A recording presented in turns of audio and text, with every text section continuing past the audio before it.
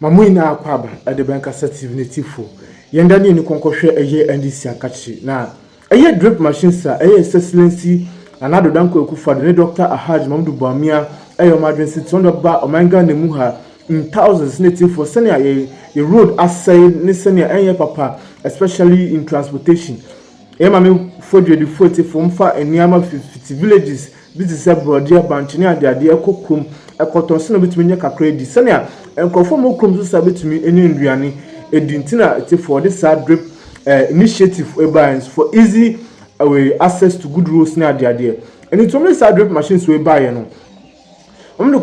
Different constituencies near there. Our manga ne muha senior MCs ni DCs or sa constituencies mu ina betumi ice drip machines we.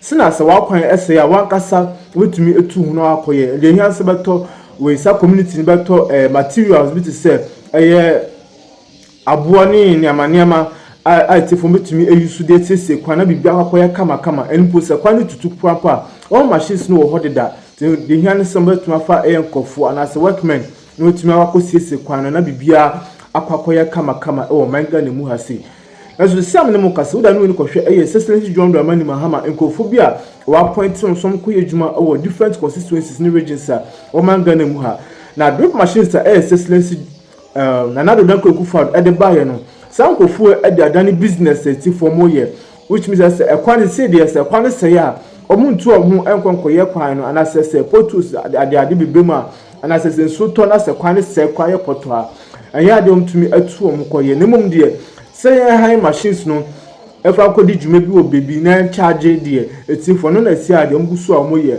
and it which means say drip machines another danko ekufado it was a very intelligent initiative for Adebayo. And so see amene mukasi as a initiative no Adebayo as I said the embo dwuma biem and as akwapo ye wasted. Na eti for ese bi pino e kuna ko tie nsema na e koso ho no medamu ina na enterprises inti confutation mo a wabok Ghana for krono over the years sa federal law we United States federal law a betima boa akochesa confrontation man. Now the US authorities must be officially notified and invited for investigations. The scale of the fraud is has international dimensions, and the use of the embassy resources to facilitate extortion of vulnerable applicants all make this a matter of serious diplomatic and criminal concern. United States embassies for no omatna ho ayenhwe han ya Ghana for krono over $30 to $60 per applicant for over the years there.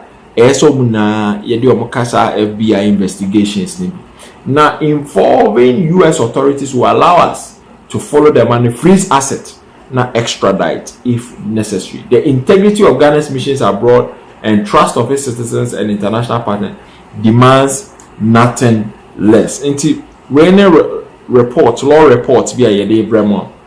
I just say call for FBI investigations. You go follow the matter, acquire of so a boss acronym over the years. Need the closing down of Washington embassy as a result of millions of fraud detected under Honorable Kujetu Ablakwa's ministry.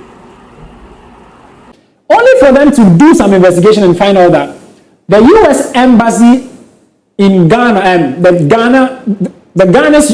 US embassy, Ghana's US embassy, Ghana's embassy in the US, in Washington.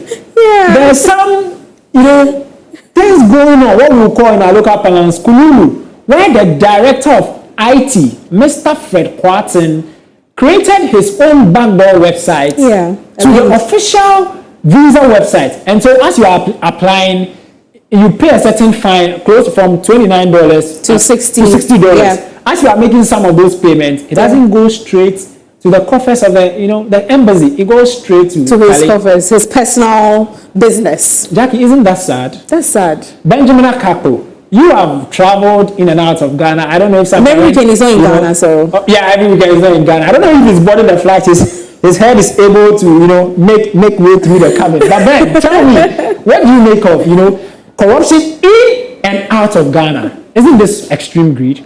The U.S. embassy to where?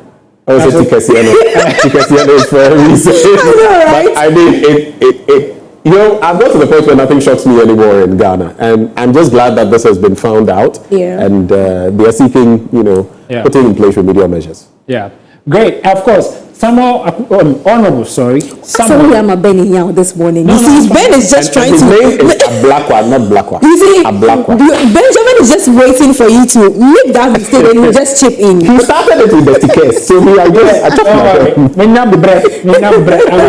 All right, let's see what social media has got to say on this particular issue. Of course, so Betty says that, everywhere is not safe. Sally. And Dream Girl says that, good job. I don't know why some people are never satisfied in life. You have a good paid job, and yet you want to steal what your fellow human being, and yet you want to steal your fellow human being. Too bad. May God strengthen you to do more for your beloved country. Army Yao says that he must rather be prosecuted. Will not leave no stone unturned. Justice must prevail in due course. Honorable Minister, we are fully behind you to save us from the condemned past government. Yes, so social media has been reacting to this. This is actually a very shocking news and interesting one, knowing that you apply for your visa and all that, and you are paying someone is just taking more. And this guy, I mean, just so you know, a lot of the staff have been dismissed. I mean, all the Ghanaians they've all been recalled. They've come back home, like the sack. Everybody has been sacked only because one IT guy. And just so you know, of course, I have a feeling that he's not alone. He has compatriots, accomplices, alibis, Great. Let's run into other stories making the headlines. And it's the story of nationality. Yeah, the Pabolini do we are Sibiano. Yagopo Kwanya will be Timmy Ego de Mass. Now, Utie sa video now, your boy, na. Who the black was say, the warrior, a principled person. And yes, what time, Nana Kufuado. I just what time MPP in Tina warrior, sir. Bawaku, someone resigning. Maybe we just ask what kind of name. Nami would you say, or personal hatred against Nana Kufuado? Personal hatred against MPP. Any based on any principle. That was my opinion. But when Abbasing was see na any personal, na based on principles of the year. Principles na antino, I also resign. Because when resigning, straight away we confirm say, Ukuja to black kwa, personal hatred against Nana Kufuado, personal hatred against Dr. Mahmoud Bawumia, personal hatred against the New Patriotic Party. Media makasi sa na me minim so tie ba onu be defend yes na tie dia ene aba beto ho no mo kwaku yakopon na isi enye se wosa e wa ban mu keke wo won say foreign affairs minister una bibia be facilitate eti bibia krata bia na yi bia in fact e bi kopo ba yen ma me no minim se de mali bi kuja de dia fase bia ne ba bi kuja no na because we penimu it wo kwen se bia se ma eba ne ba bi kuja na say ne wo fast ne nua bi ba kuja no a e bi ko woni visa what you say e bi oni visa e bi ko oni passport foreign affairs minister una be facilitating na ten dia mano so hunya kopon okude to black kwa now anya sa dia e free na ekuro no media house bi am ba free okude to black kwa some foreign page story some no dishonest ablakwa dishonest ablakwa unprincipled ablakwa because ablakwa the principles or personal hatred against MPP and then mami abeyi ne ho odi kama kwa mami no so ba oba ye no ka asem bia e ha me kakra o se sen oda Ghana man penya